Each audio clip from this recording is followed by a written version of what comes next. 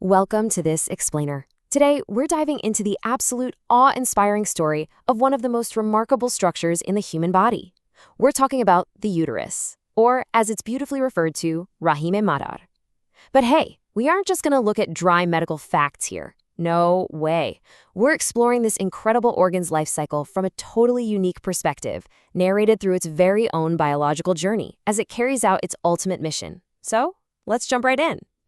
Here's our agenda for today's journey. We've got 6 key stages. We'll kick things off with the organ's basic anatomy, move right into its rigorous monthly trials, experience the monumental task of childbirth, and then wrap up with its recovery, retirement, and some essential health maintenance. Section 1. An amazing organ, the humble beginnings of the hero. Now, in its resting state, this pinkish muscular pouch is actually incredibly humble. It just sits there, suspended in the lower abdomen by these delicate little ligaments. Get this, it's merely the size of a pear, and it weighs a surprisingly light 2 ounces. I mean, it seems simple enough, right? Just a tiny, quiet organ hanging out. But here is what's truly astonishing, the sheer contrast. On one hand, you've got this tiny 2-ounce pouch. But on the other, you have the unparalleled ability to take 2 invisible microscopic cells and literally nurture them into a complex, living, breathing human being made up of trillions of cells. It's like the ultimate creator's workshop, turning almost nothing into profoundly complex new life. Section 2. The monthly cyclo-preparation, a lifetime of relentless dedication. And honestly, the sheer scale of that dedication is mind-blowing. Over a woman's lifetime, the uterus painstakingly prepares for a potential guest about 400 times. I mean, imagine hosting a massive, high-stakes event 400 times. Month after month, it builds these intricate networks of blood vessels, it installs new glands, and it lays down this plush, velvet-like soft tissue lining called the endometrium. And it does all of this heavy lifting, even though, statistically speaking, a guest only arrives 2 or 3 times in an entire lifetime. So how exactly does this whole process work? Well, guided by the hormone estrogen, this 28-day cycle operates like absolute clockwork. The really crucial part is the mid-cycle phase, right between days 14 and 18. During this exact window, hormones actually send a signal to stop the uterus's natural muscle contractions. Why? Well, because a sudden contraction could expel or harm a fragile, newly arrived egg. At the exact same time, the cervix creates a specialized fluid pool to help sperms safely swim to their destination. The level of precise chemical coordination happening here is just staggering. But what happens if the guest doesn't show up? Well, if no fertilized egg makes it to this carefully prepared VIP lounge, the uterus literally has to tear down the entire life support stage it just built. All those brand new blood vessels and tissues, they have to be discarded, which results in roughly a 5-day bleeding period. And then it starts the whole monumental task all over again for the very next month, completely without fail. Section 3. Pregnancy, the beginning of life, the ultimate mission. Now, the moment those frantically dividing cells do arrive, they're desperately running out of their initial nutrient supply. So the uterus springs into action. It literally throws out invisible threads to catch the egg, pulling it in to securely plug it into its walls and prevent a miscarriage. This incredible event sparks the creation of the placenta, or naval nanel. Think of it like plugging a computer into a wall outlet to suddenly access millions of commands. This placenta grows into a 2-pound, 7-inch temporary organ that connects to the baby by a 5-inch to 4-foot umbilical cord. Amazingly, for a while it acts as the baby's lungs, liver, kidneys, and digestive system all at the same time. There's a really crucial distinction we need to make here, though. Through the placenta, nutrients like oxygen and amino acids are delivered in and wastes are carried out. But, and this is a big but, the mother's blood system and the baby's blood system never actually mix, not even a single drop. It's a brilliantly designed biological system. You see, if the blood groups were different and they happened to mix, it could trigger a potentially fatal immune reaction for both of them. So the placenta manages this perfect exchange of nutrients while maintaining a strict life-saving barrier. Section 4. The difficult stage of childbirth, the great expansion and labor.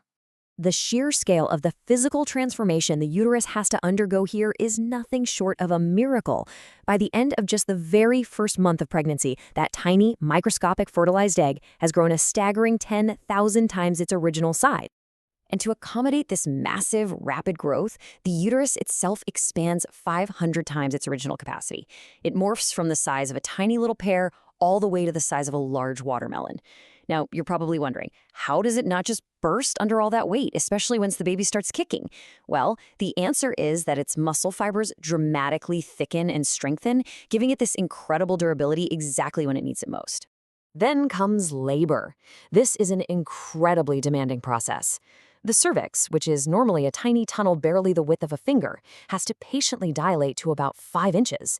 And to push the baby through this narrow passage, the uterus exerts immense pressure.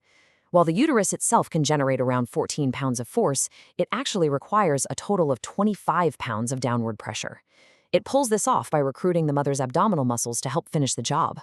Ultimately, the hero completes its mission, powerfully and safely guiding this brand new life out of a dark, narrow 5-inch tunnel and into our massive world.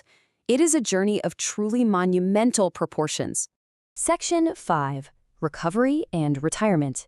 Healing and Finding Peace. But the work isn't quite over yet.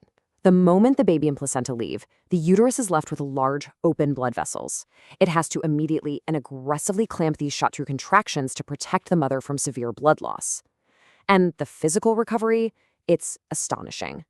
Through continuous contractions over the next 1 to 2 months, the uterus shrinks from its heavy pregnancy weight of 2 pounds all the way back down to its original humble 2 ounces. Eventually, after decades of this relentless cycle of preparation, expansion, and recovery, the body signals a change. Somewhere between the ages of 45 and 50, menopause begins.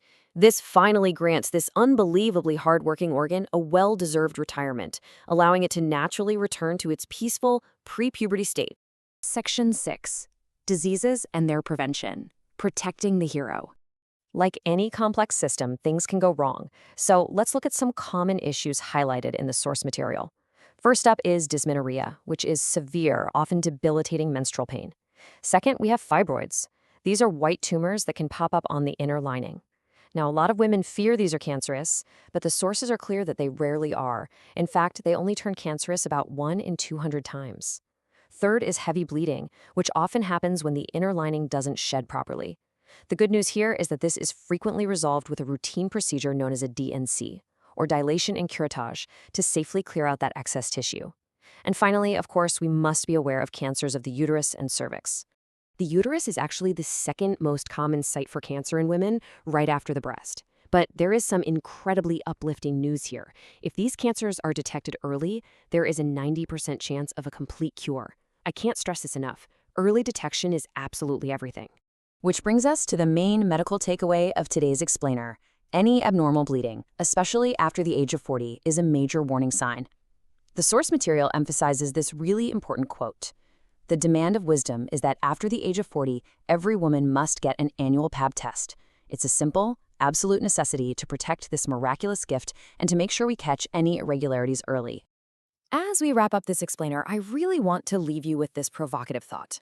If a single, unassuming 2-ounce organ can orchestrate the magnificent creation of an entire human being, what other undiscovered miracles are happening inside us right now? Nature has entrusted the female body with the most profound capability on Earth. It's literally an everyday miracle of biology, one that definitely deserves our utmost respect, our proactive care, and our endless curiosity. Thank you so much for learning with me today.